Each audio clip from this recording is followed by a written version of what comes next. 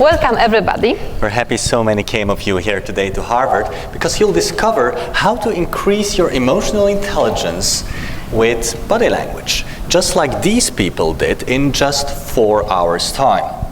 And body language was also important for us as a couple and a marriage because we met on a business meeting. A very effective business meeting. And Patryk told me that he is a body language expert. So I asked him, all right, so analyze my body language. And what did you say? I need to go to the bathroom. And why was that? I think I was more interested in your body than your body language. So, as you see, body language is important. So, if you would like to build a compassionate world, if you would like to save time with your customers, if you would like to spark positive change, you need emotional intelligence, right? And there are 3 elements to be able to increase your emotional intelligence. And the first one is to learn to accurately interpret the body language code of somebody. And body language is the first language that we learn as babies. Newborn babies can distinguish between facial expressions of the father and mother. And also children, they can manipulate with body language. This cute child can show micro-expression of sadness on purpose because he wants more cookies. Speaking about babies, this is me when I was small and I was already fencing, just like my father. And in fencing, you have to look at people's body language to predict their movements, right? So I learned on early age to interpret nonverbal communication. Also, I had a hearing disorder, so I had to look at people's body language to be able to connect with them. And as you see, it worked out well. Yes. And when I was a small girl, I loved to play with my aunt. She was a very creative person, but in the same time she had schizophrenia. And I remember once I went to the street and I was singing there. And people liked my singing, they smiled at me. But when my aunt also went to sing on the street, they rejected her. They didn't like it. And this was the first moment in my life when I realized that there was a difference between me and others, and not everything is allowed. And also on the body language level, there is a body language for certain professions. And there are different things that we can do or we cannot do. And this is how my quest for authenticity started. I wanted to know more what people really think and feel. And you wanted actually to heal your aunt. That's why Kasia became a master in psychology and sociology and also in law for the pleasure of your father.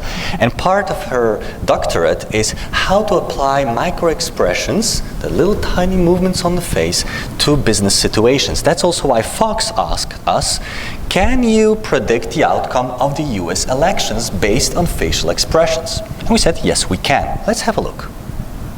The countdown to Election Day, but I know it's hard to believe, only 5 days left right now. And a new study shows that who you vote for could be determined just by the way you smile, stare, or even squint your eyes. The study shows why the election is almost a tie. President Barack Obama has a slight advantage over Romney. Here to explain it is Patryk Wezowski, the founder of the Center for Body Language, and you're joining us from Belgium right now.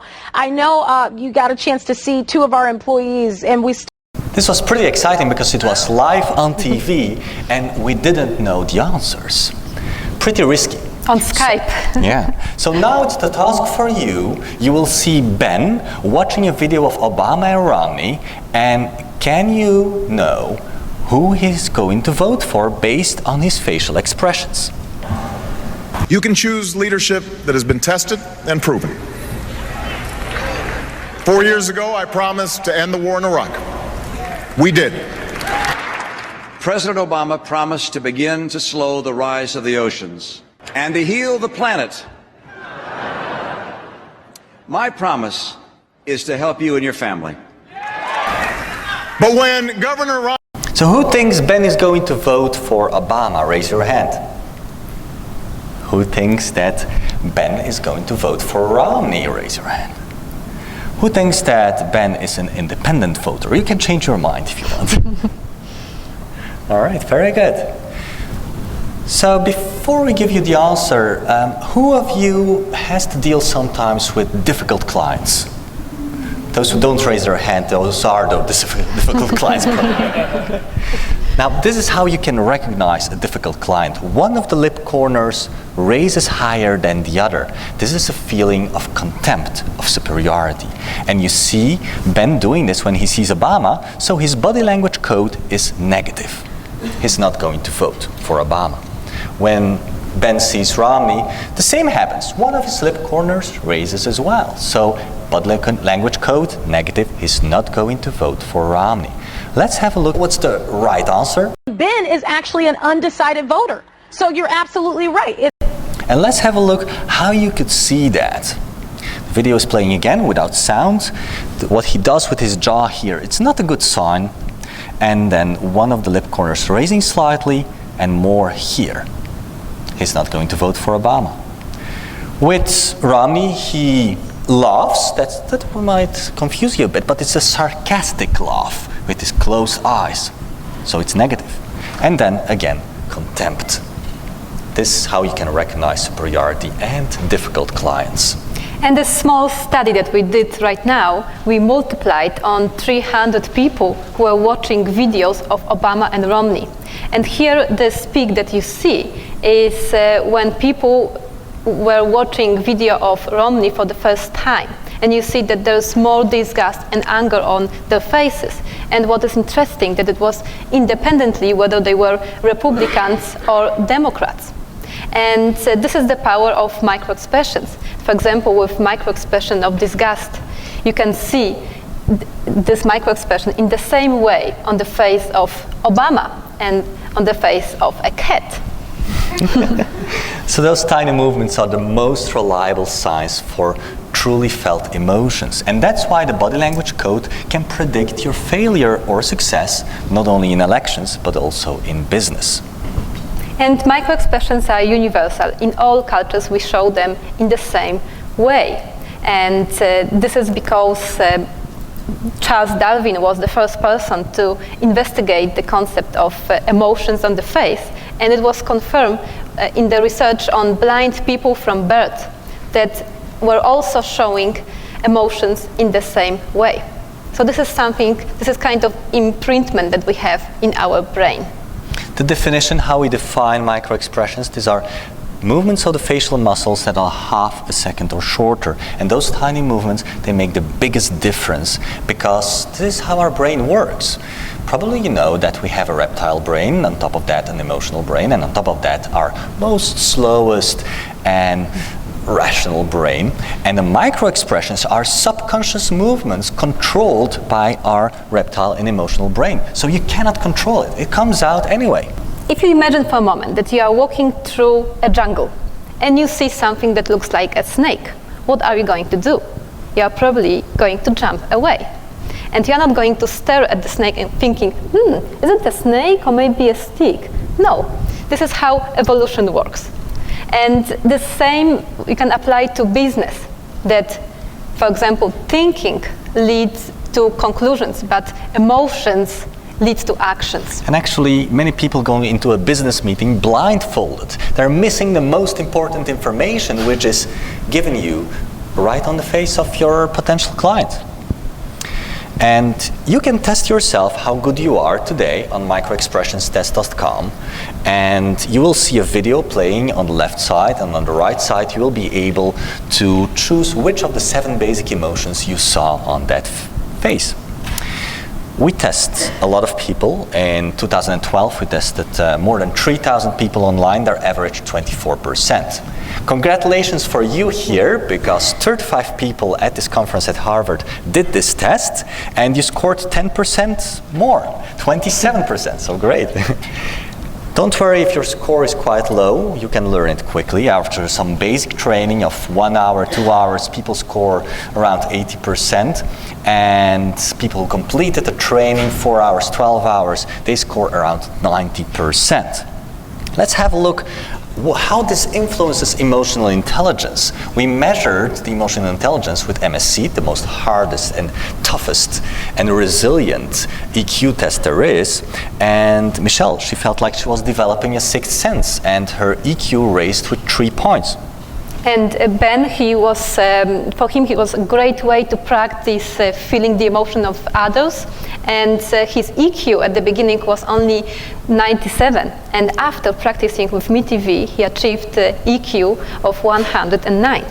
Every single person who does this training increases their emotional intelligence between 3 to 20%. This is Sarah from Netherlands. She gained more confidence when having to negotiate. Her EQ increased with 20 points. And also we did another research with children. And it was also great that children had better score than their parents. For example, here you see Miron that has a score of 58% and Patricia only 35%. Or Lynn had 43% and Hudele 39%. So children are better because this is our first language.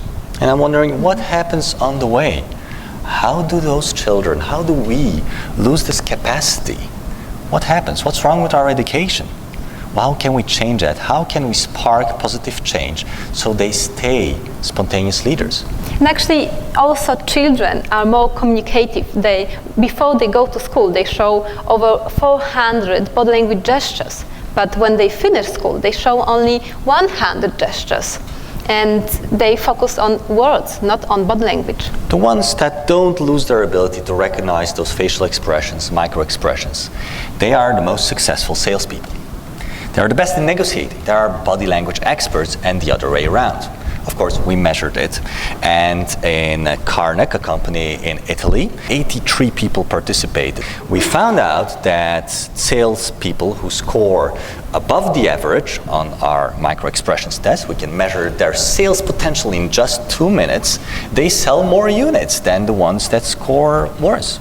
And in BMW, also salespeople that were selling less than 60 cars, they had only around 14% on MeTV.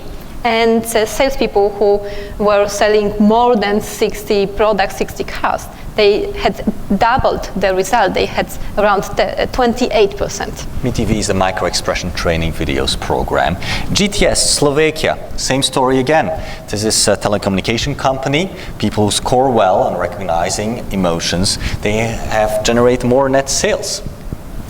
Also, the most impressive results we had at an international pharmaceutical company. Company name is confidential, but the top salespeople, they scored 10 times higher on emotional recognition than the lower end salespeople. So to sell more, you can watch the body language code of somebody. There is also a second element that you need for emotional intelligence, which is mindset. It's good to see the outside, but what's more important is the inside. And we see body language like a stethoscope. If you go to the doctor, the stethoscope is used to measure what's wrong, to identify, but the stethoscope will not heal you. You need something else to be healed. And effective change and positive change is possible if you know what to change. And this is an example of one of our coaches, and you will see that he shows quite a lot of negative, this is disgust, what you can see here on his face, negative facial expressions when he just talks. I was confronted in the healthcare industry with a lot of new trends. I visited internationally more than 1,000 healthcare professionals. No wonder this is not so attractive, because you can see wrinkles around the nose, upper lip upwards, disgust. More than it's not congruent. More than 1,000 healthcare professionals. More than 1,000 healthcare professionals. But he changed his mindset afterwards. The 3 major advantages for you to work with me. A big difference, right? Smile, congruent, confident movements. The 3 major advantages for you to work with me. My 30 years experience. So at the beginning, his body language was reflecting his mindset. He had a lot of negative thoughts about himself. And when he worked on being more confident about what he would like to express, then he became also more positive with his body language. And what we would like to teach also is about spontaneous leadership. If you imagine for a moment a tiger in a jungle, the tiger is always spontaneous and always present. If this tiger sees a gazelle, he's going to run to catch her for lunch. And this is something about body language that we cannot prepare for body language before. We discover body language in interaction. So we receive constant feedback from other people, and if we can respond emotionally intelligent to them, we become leaders. And this is about spontaneous leadership. And there's also another story. Actually, it's about me and Patryk. Once we gave a training in Brussels, and it was almost 9 a.m. Everybody was sitting and waiting for us. And suddenly I realized that my husband, he has very elegant clothes, but he forgot his elegant shoes, and he's wearing Crocs shoes. And it was, actually, they were navy blue, not orange. But actually it was too late to start, to run to home to change the shoes, so we had to start the training. And after a pause, when we arranged Patryk to have his elegant shoes, I asked people whether they noticed anything unusual with the clothing of Patryk. And from 11 participants of this training, only one person noticed his Crocs shoes. And this person thought that it was on purpose. So, how come? Actually, this is the power of the mindset and power of confidence. Patryk was so engaging with his presentation that people didn't notice the parts that weren't congruent with his general body language. And this is what we also wish you, that you can give a presentation in Crocs shoes without anybody noticing that. So as you saw on Ben's face before, you can predict who is going to vote for. You can predict on your client's face if they're going to go for your offer. And the best salespeople, they're really good at talking. They know exactly what to say, which is our third element. How do you know exactly what to say? Well, Oprah does that too, right? Oprah is excellent at interview. How does she does that? Well, she applies something that we teach, which is the blink conversation technique. And how it works, you see in this conversation with Lance Armstrong, she does something completely different than other people or most people do. How was it done? You said it was smart, but it wasn't the most sophisticated. What we've read, what we've heard, is it true? Motorman dropping off EPO? Usually you ask questions. Oprah, what she does here, she does something completely different. She's talking, she's eliciting emotions, and at the same time watching Lance's body language, how he reacts, how he responds, and what it means. How was it done? You said it was smart, but it wasn't the most sophisticated. And his body language, his facial expressions give her a lot more information than his verbal message. You can see here again at the same thing as on Ben's face, one of the lip corners higher. Lance feels contempt when she's speaking about it, and Oprah has more information. How was it done? You said it was smart, but it wasn't the most sophisticated. And that's why she can get deeper in the conversation. That's why she gets more information than all other people. That's why she can ask better questions, because she can see what somebody feels while she's talking. Yes, and actually in this case, and in general, micro-expressions and body language is much stronger than words. And if you could focus on micro-expressions, you are going to receive true information about people. And micro-expressions are like road signs.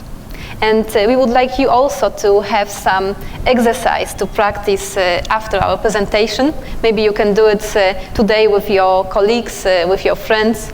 And instead of asking a question, how would you like to spend this evening? We would like you to give a multiple choice. So you can start saying, maybe you would like to go to see a movie, or go for a drink, or maybe meet with friends. And watch out for micro-expressions, because you are looking for the micro-expression of happiness here that indicates a real pleasure. And this is the true answer. And the same technique you can use for salespeople, for job interviews, any business meeting. to see what is the preferred choice of the person. Without even them noticing it. Yes, So- because we cannot control body language when we listen. We can do it very well when we talk, but not when we listen. We have to focus on somebody, on listening, on controlling body language. Lessons learned, summary. First element to increase your emotional intelligence, watch the body language code. You know today how to recognize happiness, contempt, superiority, and disgust. Mindset, we wish you that you can try giving in crocked shoes presentations, sales meeting, try it out, see what it gives. And you will know exactly what to say if you talk and watch people's body language, how they react on that. And learning micro-expressions is like when a colorblind person immediately see colors. So it's a discovery. And we see also with our clients that when they learn how to see micro-expressions, emotions on the face, they become more understanding and they can have more authentic contacts with others. So since body language is between 60 to 80% of our communication, this is the most crucial skill that you can use to know how somebody feels, to build a more compassionate world, to be more effective in business and to spark positive change. And we wish that let's spark positive change all together and make our children spontaneous leaders. Thank you. Thank you.